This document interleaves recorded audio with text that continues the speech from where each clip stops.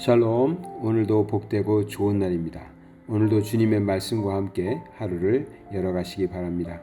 우리의 삶이 날마다 정말 순조롭게 잘 풀려나가는 삶이 되어야 될 줄 믿습니다. 그것을 또 누구나 다 소망하면서 사시겠지요.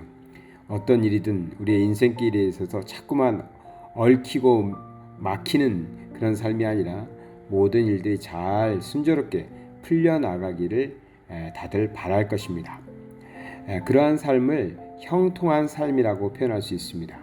그래서 우리의 인생길이 형통한 길이 되기를 바라는 것이죠. 저는 이 형통이라는 말을 참 좋아합니다.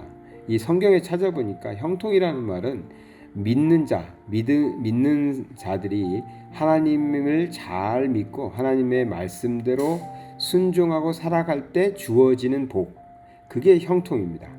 그러니까 하나님의 말씀대로 살았더니 복을 받게 되었다. 그 복이 형통의 복이었다라는 것이죠. 그러니까 우리 믿는 사람들입니다. 우리는 다 하나님을 믿는 사람들이고 믿음을 가지고 세상에서 믿음으로 살아내는 사람들입니다. 그래서 우리가 믿음대로 산다면 믿음대로 살았더니 정말 고난이 찾아오더라, 어렵더라, 힘들더라, 길이 막히더라, 사업이 안 되더라, 병이 들더라 이런다면 지금 그렇지 않습니까? 누가 정말 그래도 믿어야 되겠지만 그럼에도 불구하고 우리는 믿음을 지키겠지만 그래도 힘들죠. 그래서 우리가 바라는 것은 하나님의 말씀대로 살았더니 말씀을 따랐더니 하나님께서 우리에게 형통한 길로 인도해 주셨다. 이러한 신앙의 고백을 하기를 바랄 것입니다.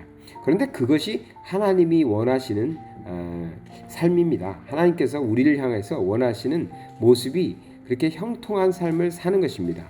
하나님께서는 짓궂어가지고 우리가 잘 믿었는데 말씀대로 살았는데도 불구하고 일이 잘 안 되고 막히고 이렇게 고난당하고 이런 것을 원하시는 하나님은 아니십니다.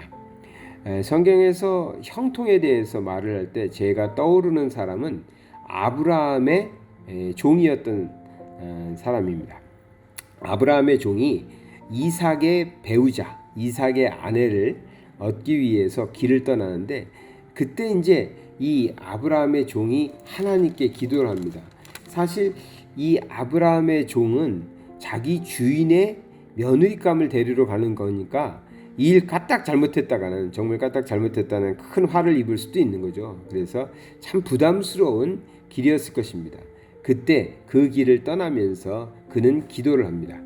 창세기 24장 12절에 그가 이르되 우리 주인 아브라함의 하나님 여호와여 원하건대 오늘 나에게 순조롭게 만나게 하사 내 주인 아브라함에게 은혜를 베푸시옵소서 이렇게 기도를 합니다. 그러니까 며느리감을 보러 가는데 그 며느리감을 순조롭게 만나게 해달라고 기도를 하고 길을 떠난다는 것입니다. 그래서 하나님께서 그에게 복을 주셨는지 그의 인생길을 어떻게 표현하고 있냐면 그 뒤로 쭉 나오는데요. 반복적으로 이런 표현을 씁니다. 한번 볼까요? 24장 창세기 24장 42절입니다. 내가 오늘 우물에 이르러 말하기를 내 주인 아브라함의 하나님 여호와여 만일 내가 행하는 길에 형통함을 주실진대. 그러니까 이제 우물 곁에서 이제 며느리감을 찾으려고 하는데 어떻게 하면 며느리감이 정말 하나님께서 짝지어 주신 며느리를 내가 어떻게 찾을 수 있을까? 그것을 잘 할 수 있게 그 일이 잘 이루어질 수 있도록 내가 행하는 길에 형통함을 달라고 하면서 그 내용을 말하고 있습니다. 그래서 이제 물을 청하면 그 자기 낙타에게까지도 물을 주는 그런 사람이 있다면 하나님께서 짝지어 주신 배우자라고 믿고 그를 이삭의 아내로 데리고 가겠다 이런 기도를 하고 있는 것이죠. 그러니까 여기서 뭐라고 그랬냐면 내가 행하는 길에 형통함을 주실진대. 그러니까 이 종이 지금 아브라함의 심부름을 하러 와서 그 길에 그 일을 잘 할 수 있도록 형통하게 큰 문제 없이 잘 풀려나갈 수 있도록 해달라는 것이죠. 이 고백은 다음에 또 나옵니다. 그래서 이제 라반의 집에 가가지고 허락을 받게 되는데요. 거기도 보면 이렇게 표현됩니다. 56절에 그 사람이 그들에게 이르되 나를 만류하지 마소서 여호와께서 내게 형통한 길을 주셨으니 나를 보내어 내 주인에게로 돌아가게 하소서. 이 말은 뭡니까? 이제 리브가를 며느리감으로 이제 삼아가지고 데리고 가려고 하니까 리브가의 가족들이 며칠만 더 머물다가 가라고 이렇게 말하는 것입니다. 그때 이제 이 종이 대답하기를 여호와께서 내게 이렇게 형통한 길을 주셨으니까 이거는 복된 길이니까 만류하지 말라, 이대로 가게 해달라 이렇게 말하는 것입니다. 이렇게 아브라함의 종은 계속해서 반복적으로 자기의 길을 형통의 길이라고 표현하고 있습니다. 어떻게 해서 그게 가능했죠? 그는 이 길을 떠날 때 처음부터 하나님한테 기도했죠. 하나님께 기도했습니다. 내게 형통의 복을 달라고. 우리가 살아가면서 참 어려움도 있고 또 앞으로 무엇인가를 해야 되고 길을 떠나야 되고 또 뭐 나라를 옮겨가야 되고 또 이런 일이 있는데요. 이때 좀 우리 마음에 걱정도 있습니다. 잘할 수 있을까? 안전하게 갈 수 있을까? 혹은 이 일이 잘 처리될까? 가는 도중에 문제는 생기지 않을까? 그럴 때 근심하고 걱정하는 대신 이 종처럼 해야 됩니다. 어떻게 해요? 하나님에게 복을 구해야 됩니다. 어떤 복? 순조롭게 잘 풀리는 복을 구해야 됩니다. 문제가 생기고 나서 이 문제를 해결해 달라고 하나님한테 소리 질러가면서 기도하는 것보다는 문제가 시작되기도 전에, 일을 시작하기 전에 하나님께 순조롭게 풀리게 해달라고 구하는 것입니다. 그리고 출발하는 것입니다. 그래서 그 행하는 길이 다 형통케 되는 그러한 복을 누려야 되는 것입니다.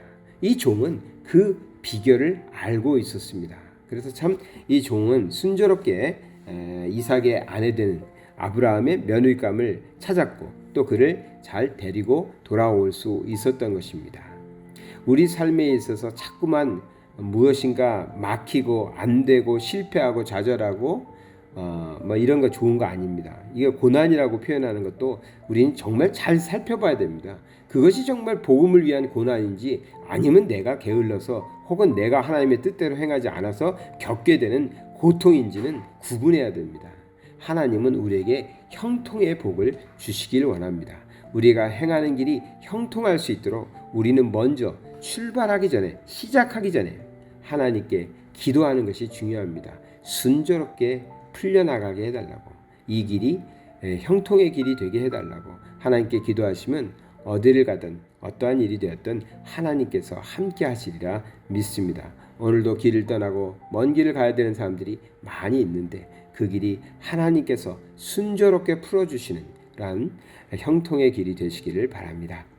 사랑의 하나님 아버지 감사드립니다. 오늘도 우리는 나그네와 같이 여기저기로 길을 떠나야 되는 사람들입니다. 또 우리는 이런 일 저런 일을 감당하며 살아야 되고 또 새로운 일을 시작해야 되는 사람들입니다. 이러한 때 우리가 먼저 하나님께 간구합니다. 우리의 삶의 순조로움을 허락하여 주시옵소서.